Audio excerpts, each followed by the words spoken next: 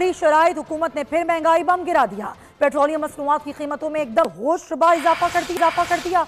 Petrol 19 रुपए 95 पैसे, diesel 19 रुपए 90 पैसे महंगा किया गया।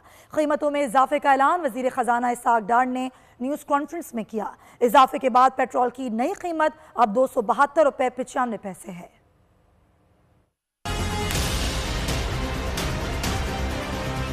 हम सबको मालूम है ये जो एक हमारे इंटरनेशनल कमिटमेंट्स हैं IMF के साथ पेट्रोलियम डेवलपमेंट लेवी के हवाले से, अगर वो ना होती तो एक ही फिर रास्ता था कि उसको कुछ उसमें कमी करके तो वो या पार्शली या फिर जितना भी टाइम से इजाजत देते उसको हम एडजस्ट करते और कम जो है इंक्रीज की अनाउंसमेंट करते। लेकिन हम IMF के प्रोग्राम में हैं, सबको पता है स्टैंड बाय एग्रीमेंट है सामने रखते हुए जो इस वक्त यही जरूरी है कि जो मिनिमम जो कैलकुलेट हुई है रात इंक्रीज वो पास की जाए और इस तरह हाई स्पीड डीजल की कीमत में 19 रुपए 90 पैसे का इजाफा किया जा रहा है, जिसके बाद नई कीमत जो 273 रुपए 40 पैसे होगी और पेट्रोल की कीमत में 19 रुपए 95 पैसे का फी लीटर इजाफा करके इसकी जो कीमत है वो 272.95 रुपया होगी।